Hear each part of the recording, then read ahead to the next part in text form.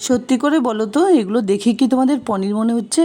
নমস্কার বন্ধুরা, নিরামিষ দিনে খাওয়ার মতো দুর্দান্ত স্বাদের একটি রেসিপি আজ তোমাদের সঙ্গে শেয়ার করছি, যেটাতে রয়েছে প্রচুর পরিমাণে calcium, iron, potassium, antioxidant, vitamin A, C আর নানা ধরনের পুষ্টিগুণ, যা আমাদের স্বাস্থ্যের জন্য খুবই উপকারী। এখানে একটা থালায় আমি চৌকো করে কেটে নিয়েছি শোলা কচু আর দুটো মিডিয়াম সাইজের আলু। এবার গ্যাস অন করে একটা প্যানে 1-1.5 গ্লাস জলের মধ্যে একটুখানি নুন, হলুদ দিয়ে কচুগুলোকে 2 মিনিট মতো বয়েল করে নিতে হবে। শোলা কচু কিন্তু একদমই গলায় ধরে না, তবে সবার সুবিধার্থে এটা একটু ভাপিয়ে নেওয়াই ভালো। 2-3 ঘন্টা আগে 1.5 কাপ পরিমাণে মটর ডাল ভিজিয়ে রেখেছিলাম। ডালগুলোকে ভালোভাবে ধুয়ে ছোট একটা মিক্সার গ্রাইন্ডারে একটুখানি নুন, হলুদ দিয়ে দরদরা করে পেস্ট বানিয়ে নিচ্ছি। এতে কিন্তু কোনো রকম জল মেশানোর দরকার নেই, জল ছাড়াই ঘুরিয়ে ঘুরিয়ে এটাকে বানিয়ে নিতে হবে। 2-3 মিনিট ভাপিয়ে নেবার পর কচুগুলোকে জল ছেঁকে তুলে নিচ্ছি, বা অন্য একটা ঝুড়িতে নিয়ে সমস্ত জল ছেঁকে বাদ দিলেও চলবে।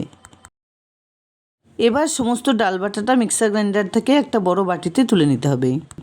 তার মধ্যে 1 চিমটি কালো জিরে দিয়ে হালকা করে একটু মেখে নিলাম। এবার কড়াইতে পরিমাণ মতো তেল গরম করে খুব ভালোভাবে তেলটাকে কড়াইয়ের চারদিকে লাগিয়ে ডাল বাটার থেকে ছোট ছোট আকারে তুলে নিয়ে বড়া মতো বানিয়ে নিতে হবে। বড়াগুলো খুব একটা মুচমুচে করার দরকার নেই, জাস্ট একটু হালকা করে ভেজে নিলেই চলবে। আলু আর শোলা কচুর ডালনা এভাবে যদি একবার বানিয়ে নাও, তাহলে কিন্তু অন্যভাবে আর খেতে ইচ্ছে করবে না, আর এই রান্নাটা সবার খুব পছন্দ হবে। সমস্ত বড়াগুলো দুবারে ভেজে নেবার পর তেলের মধ্যে দিয়ে দিচ্ছি 1 টেবিল চামচ ঘি, আর সঙ্গে ফোড়নে দিয়ে দিলাম একটা তেজপাতা, শুকনো লঙ্কা আর 1/2 চা চামচ সাদা জিরে। এবার এর মধ্যে আলুগুলো দিয়ে হালকা করে কিছুক্ষণ ভেজে নিতে হবে। স্বাস্থ্যের কথা মাথায় রেখে আমি কিন্তু আলু কচু আলাদা করে ভেজে রাখিনি। কয়েক সেকেন্ড আলুগুলোকে ভেজে নেবার পর এর মধ্যে কচুগুলোও মিশিয়ে দিলাম। তেল স্বাস্থ্যের জন্য খুব একটা ভালো নয়, সেই জন্য নিত্যকার রান্নাতে তেল কম ব্যবহার করলে স্বাস্থ্যও ভালো থাকবে।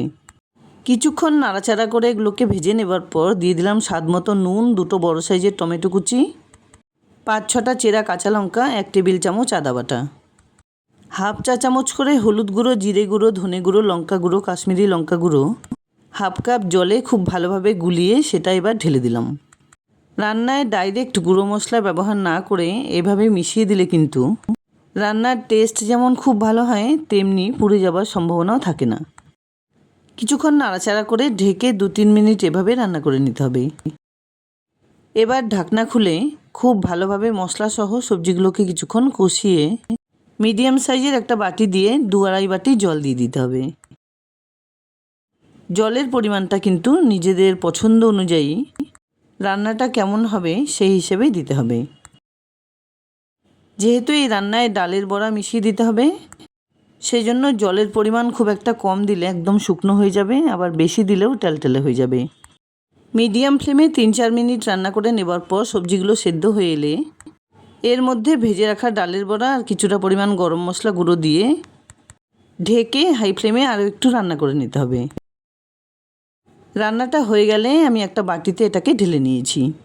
শুধু ভাত নয়, রুটি পরোটার সঙ্গেও কিন্তু এটা খেতে খুব ভালো লাগবে। যাই হোক, ডালের বড়া দিয়ে দুর্দান্ত স্বাদের আলু কচুর ডালনা কিন্তু একদম রেডি। রান্নাটা ভালো লাগলে লাইক, শেয়ার, কমেন্টস করতে ভুলবে না প্লিজ। আর এরকম নিত্য নতুন রেসিপি দেখার জন্য প্লিজ চ্যানেলটাকে সাবস্ক্রাইব করে পাশে থাকা বেল আইকনটা অলে করে দিও। দেখা হচ্ছে নতুন কোন রেসিপি নিয়ে। ভালো থেকো, ধন্যবাদ।